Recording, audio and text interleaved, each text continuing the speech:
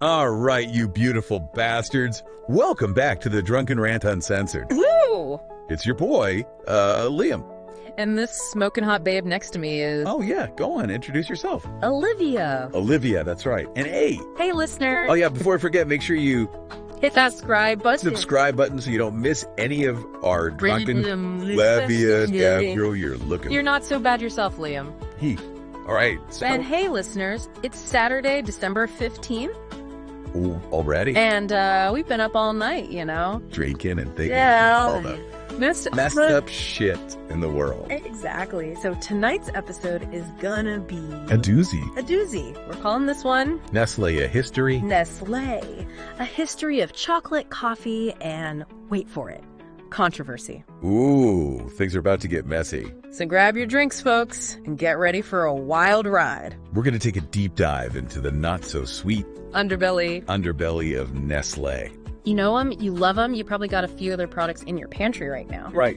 But behind those, Yummy chocolate bars and that delicious, delicious coffee. There's a whole lot of crazy shit going on. crazy shit going on. We're talking Baby formula scandals, child labor. water exploitation, the whole 9 yards. Buckle up, Buttercup. It's about to get real. So let's start with the basics, right?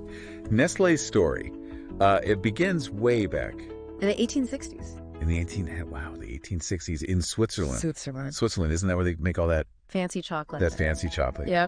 Two separate companies. One focused on condensed milk, the Anglo-Swiss Milk Company, Anglo-Swiss Milk Company. and the other on baby food, Farine Lactée Henri Nestlé. Farine Lactée Henri Nestle. Decided to, join forces? Join forces to create a Mega company? mega company, mega problems, am I right? You got that right. And get this, the founder, Henri Nestlé, was actually a Let's see, some kind of confectioner. a confectioner. Like a dude. A dude who makes candy. Yep.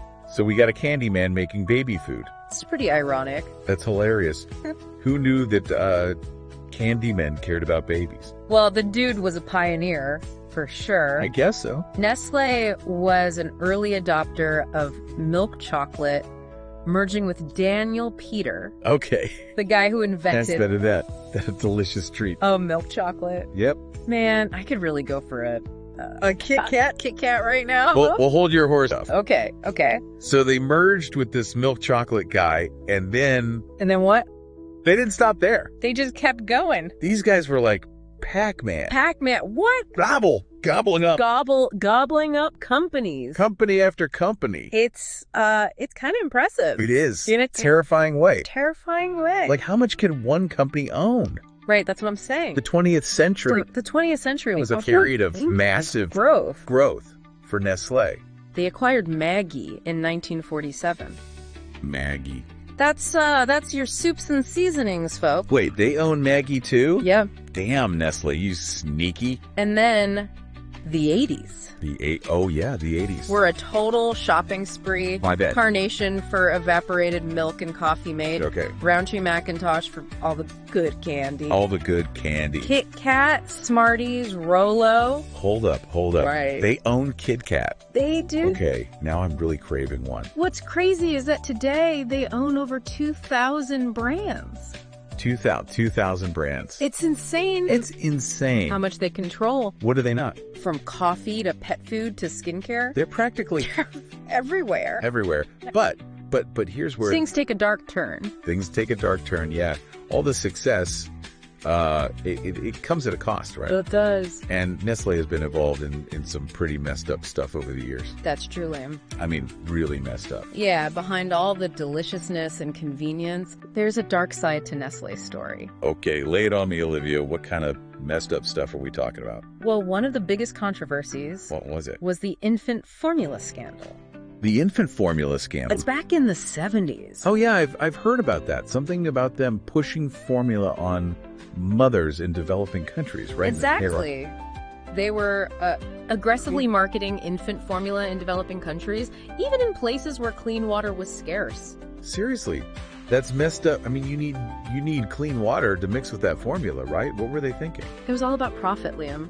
Profit, always about the profit. They were basically telling mothers that formula was better than breastfeeding, even when it wasn't safe. Can you believe that shit? It's like they didn't even care about the babies, just making a buck. It led to a lot of health problems for babies and sparked a massive boycott of Nestle products. A boycott? Wow. It's a dark chapter in their history, for sure. Damn Nestle, you really screwed the pooch on that one, but it doesn't stop there, does it? It does not. What other shady shit have these guys been up to? Well, Hit me with it. there have been reports Reports of what? of child labor and slavery in their cocoa supply chain. Child slavery? Are you serious? I am. For real, that's some seriously dark stuff. It is. Think about it, Liam. That chocolate bar you're enjoying. Yeah, the Kit Kat I was just talking about. It might have been made by kids forced to work in horrible conditions. Yeah, and that takes all the fun out of eating a Kit Kat. Not so sweet now, huh? Nope, not so sweet at all. And then there's the water situation. Water situation, what's that? Nestle has been accused of draining entire communities dry by bottling and selling their water for profit. Wait, what? They're literally stealing water from people? They're exploiting water resources, that's for sure. Oh. They buy up the rights to aquifers and springs, often in places where water is already scarce. Scarce. And then they bottle it up and sell it for a premium. And they claim that bottled water is environmentally responsible. Give me a break. Total. Everyone knows plastic is choking the planet and Nestle is contributing to the problem. It's greenwashing bullshit, Liam. They say that most water bottles get recycled, but we all know that's not true. No, they end up in landfills And oceans. and oceans, polluting the planet. Nestle, you guys are a bunch of hypocrites. These controversies have led to protests and boycotts against Nestle, with many people questioning their ethics and sustainability practices. It makes you think, right? We all love their products, but are we supporting a company that doesn't give a damn about people or the planet? It's a tough question to answer, Liam, but at least we're starting to ask it. Yeah, that's a good point. We need to hold these corporations accountable. Exactly. Consumers are becoming more conscious of where their products come from and the impact they have. Right. They're demanding transparency and accountability from companies like Nestle. And it's not just consumers. Governments are starting to crack down on their practices too. Remember that whole thing with the Turkish parliament? Oh, yeah? They banned Nestle products from their buildings because of the company's alleged support for Israel. That was a pretty big deal. It was a huge deal. It shows that people are starting to take a stand against Nestle's unethical behavior. Sure.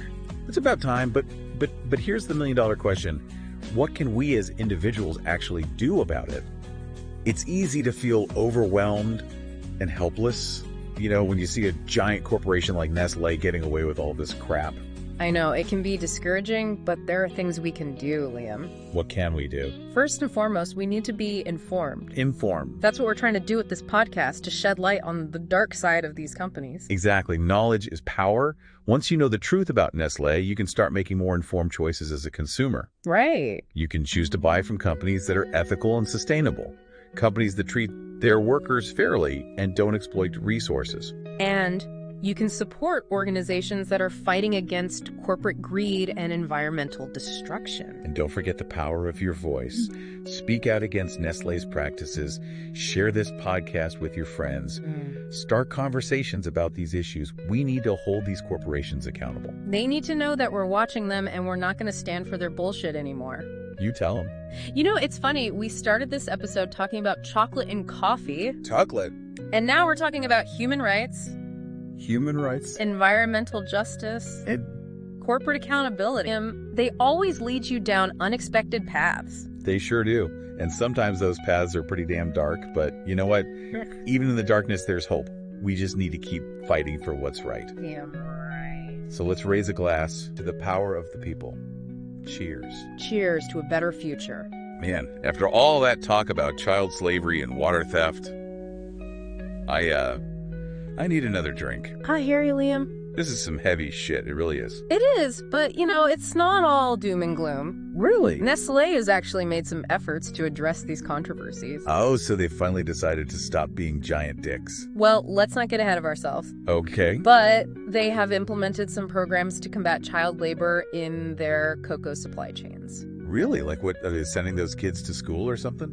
Well, kind of. In 2022, they started offering cash incentives to cocoa farmers who send their children to school. Cash incentives. It's a step in the right direction, right?